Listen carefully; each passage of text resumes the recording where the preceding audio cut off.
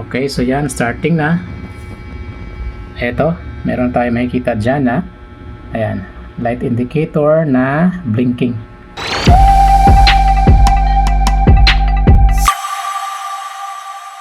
So today mga ka-IT ay alamin na naman natin kung paano ba i-flash itong ating SSD M.2 NVMe para dito sa ating OPI 5. So 8GB yung ating OPI 5 para dyan sa mga may plan or mag-set up ng OPI 5 at gagamit ng SSD. So ito po yung ating tutorial para sa reflashing. So ito yung ating SSD. Okay, so unang-una dapat meron po tayong ganito SSD reader M.2 NVMe, and of course yan yung ating gagawin. May cable tayo dito, i-connect natin yan sa ating dito, yan sa kanyang port, at yung kabilang dulo naman ito ay dito sa ating laptop. So ito pala ay type C na, and so itong ating laptop ay meron itong type C port dito sa gilid. So ito, so i-connect ko lang, buksan ko lang yung ating SSD reader, no? Okay, yan. Oop, yan ang ating SSD. So meron siyang lock sa loob. So yung ating SSD, dito natin siya insert, no, sa slot. So buksan ko lang yung ating SSD. Oop, ayun. Okay, so tanggalin muna natin itong ating lock. Yan. Then, ipasok ko natin yung ating SSD. So, ganito yung kanyang position. Oh. Yan. Okay, then itong ating lock, lagay natin dito sa dulo. Okay, twist natin ng konti. Yan, tapos i-push lang natin siya.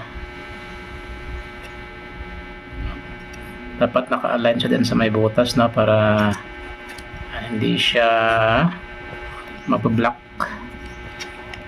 Iyon. Okay, so yun na. Pag nakaangat siya ng konti, i-twist natin to para mag-block siya. Yan. Okay. Then, pwede natin takpan, pwede na rin hindi. So, wag na muna natin itong takpan, no? So, then yung ating cable, lagay natin dyan, connect natin. Tapos yung kabilang dulo dito sa ating laptop, sa kanyang type C port. So mag-iilaw yan yung ating SSD reader, at the same time yung ating SSD pag nag-flash na. So ayan. Okay, so tingnan natin sa ating laptop, no, kung ma-detect ba yung ating SSD. So buksan natin yung ating Explorer. Tapos punta tayo sa this PC. This PC. So kung pansin nyo, hindi siya na detect dito, no? Kasi nga naka-SSD siya. So kailangan natin siyang i-manage, no? I-format or gawa ng partition dito sa ating laptop. So ang gagawin natin, punta tayo ulit sa this PC. Then right click natin yan, yung this PC. Then show more options. Tapos dito tayo sa manage. Ayan. Click natin yung manage. And then nalabas to yung computer management. Dito tayo sa my disk management. Click natin yan. Then dito makikita natin yung ating SSD. So ito siya. So hindi pa siya naka-initialize. So kailangan natin yung i-initialize disk. So okay lang natin to. Yan. So yung status niya ay ito, no? Unallocated. Okay? So kaya hindi pa siya lumalabas dito sa ating Explorer, dito sa this PC, kasi nga wala pang partition. So ang gagawin natin, right click natin siya, then new simple volume tayo. Then next lang natin. Next. Next. Then next lang. Then finish. Yan, so ang status niya, ayun. So saglit lang. So ito na siya ngayon, new volume D. Yan na siya. So ito na yung kanyang loob na. So pwede na din itong i-close. Then ito, makikita natin yung status niya. Meron na dito, new volume D. So, pwede naman natin yan lagyan ng label kanina na, pero ganun din, mabubura din yan mamaya pag nag-flash tayo. So, pwede na natin itong i-close. Yan. And then, makikita natin siya sa this PC. So, dalawa na sila. Ito na yung ating SSD. Okay, so this PC, then ito na yan. So, gagawin natin, once na detected na or lumabas na siya dito sa ating this PC, so, close na natin to. Pwede na natin i-close. Yan. Then, open natin yung ating bali na etcher. Ito. Okay. Tapos, mag-umpisa na tayo mag-flash. So, click natin yung flash from file. Then, hanapin natin, no, yung image ng OPI 5. So, ito siya. Meron na tayo dito. Nag-download na tayo dito. Ayan. Pisofy OPI 5. Okay, oops. Buksan natin yan. Then, i-click natin yung pinaka-image. Then, click natin yung open. Then, dito tayo sa select target. Hanapin natin or select natin yung ating SSD. Okay, so click natin yung checkbox and then select one. Pag loaded na, i-click na natin yung flash. So, pag na-click natin yung flash, mag-blink-blink ito dito sa ating SSD. Okay, so click natin yung flash. And then, yes, I'm sure lang tayo. Okay, so yan, starting na. Eto, meron tayo makikita dyan na, ayan, light indicator na blinking. So, ibig sabihin, flashing na. Okay, so yan. Nabilis lang ito mga ka-IT. So, validating na.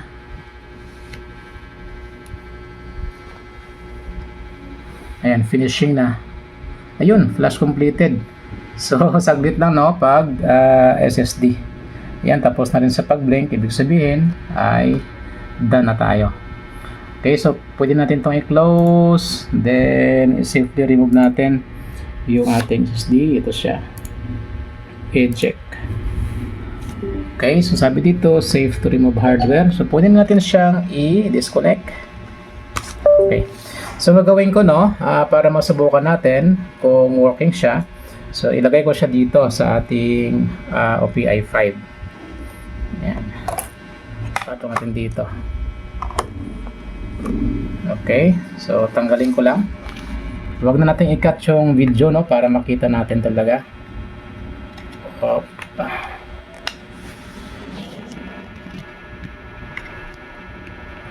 Ayan. So, tanggalin ko lang itong lock. Then, remove natin yung ating SSD. Opa. Diyan ko muna ilagay kasi ibabalik ko muna tong lock nya. Yan. Yung takip.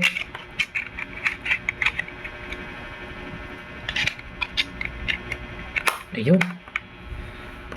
Okay, so now, pwede natin siyang ilagay sa likod ng ating OPI 5. Ito yung slot nya. Okay, then yung ating SSD dyan.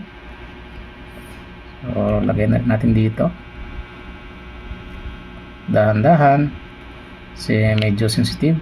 Okay, and then dito pwede tayo mag lagay dyan ng lock din, no? Okay, so lagyan ko lang muna para safe yung ating SSD tsaka ating OPI 5. Paano ba natin siya ilagay? Yung parang parang washer yata to, no? So ito ilagay natin to sa dito sa harap. Yan. Tapos itong screw naman dito. Parang bolt and nut yata to.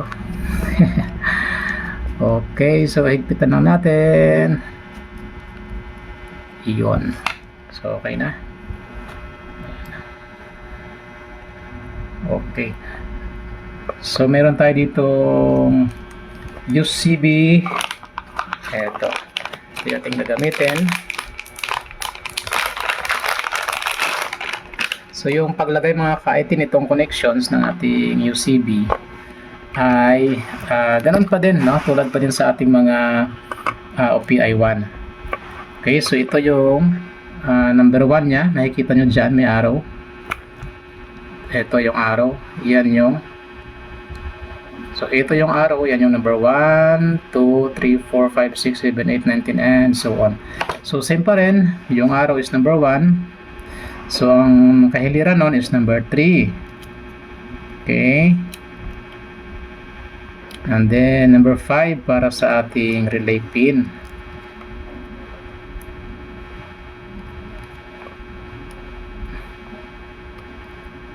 Okay, so ayan po. Okay, so nandito yung pangalan sa kabila. Ayan. And then yung 5 volts ay same pa rin. Number 4 or pin 4 tsaka pin 6. Pin 6 yung negative, yung ground. Ayan. Okay. Then, pwede natin siyang i-power on. So maganda dito, lagyan muna natin siya ng internet kasi titingnan natin kung running na yung kanyang system dito sa ating laptop, no? I-scan natin siya sa ating IP scanner para ma-check natin kung running yung ating flash na SSD.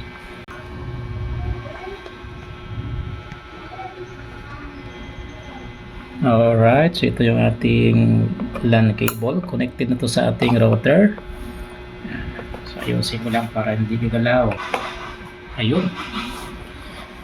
Then, prepare ko lang yung power adapter. Okay, so now, pwede na natin siyang i-power on.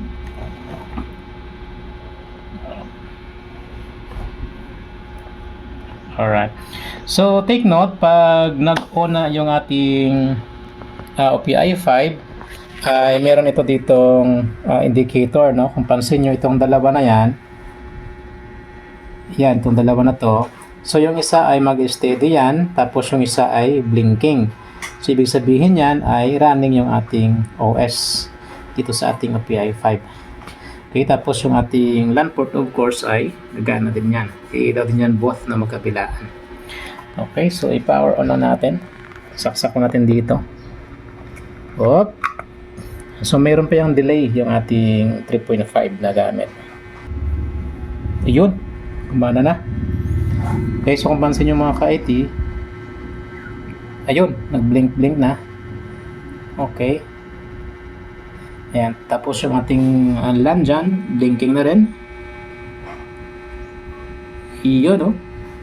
So, ganito po yung indication niya kung successful yung ating flashing. Kasi kung hindi, itong dalawang light indicator na to ay mag-steady lang yan, tsaka yung ating LAN na hindi rin mag-work. So, pag ganito siya, blinking, tapos blinking din yung ating LAN, ibig sabihin ay successful pa yung ating flashing. At dito sa ating laptop ay titingnan na rin natin, no? Yan, dito sa ating ginagamit lagi na Advanced IP Scanner. So, open ko lang itong ating Advanced IP Scanner. Yan siya. So, mag-i-scan tayo ng ating network. Tingnan natin kung lalabas itong ating OPI 5. So, scan tayo dyan. Ito yung IP address pala, no? Yan. So, kung ano yung IP address ng network ay palitan nyo lang to. Okay, so sa akin, yan siya. Then, scan ko lang dito. So, lalabas dito yung mga devices na, ayun, no? Na connected sa ating network. At madidetectin siya. Pag naka-blue siya, ibig sabihin ay online. Pag hindi naman ay offline. So kung pansin nyo mga ka-IT, meron nang lumabas na orange Pi 5 naka-blue. Ayan siya, oh. At ang kanyang IP address ay .1.13. So ito yung OPI 5 nung last time yan, nung nag-check tayo. So ito na siya ngayon, yung ating ginawa. So buksan natin siya sa ating browser gamit ang kanyang IP. So bukas na ako dito, no, ng ating Google Chrome. Ayan. Then, type natin dito yung kanyang IP address. 192.168.1.13. So, /admin na tayo para rekta na tayo sa ating login page. So, enter lang natin. Whoop. Ayun, no? So, ito na siya mga ka-IT na bubuksan natin or na-access natin ang kanyang login page. So, yan po yung ating dashboard or portal admin login. So, ibig sabihin, working yung ating pag-flash, no? Ayan. Okay. So, tanggalin natin yung /admin. Dito lang tayo sa kanyang IP address. Okay. So, yan po yung ating system, no? Pisofy standard yung ating ginamit. So, yun lang mga ka-IT. So, abangan nyo pala yung ating full video nito kasi ito ay set up natin as a whole piso Wi-Fi unit. Kasi mayroon nag-order sa atin. So, abangan nyo mga ka-IT. And of course, hindi pa dyan nakasubscribe dito sa ating channel, huwag natin kalimutan mag-like and mag-subscribe na dito sa ating channel. So, para sa may mga inquiries dyan, may katanungan, so paki-PM po tayo no, sa ating FB page, ka-IT Piso Wi-Fi. So, maraming salamat!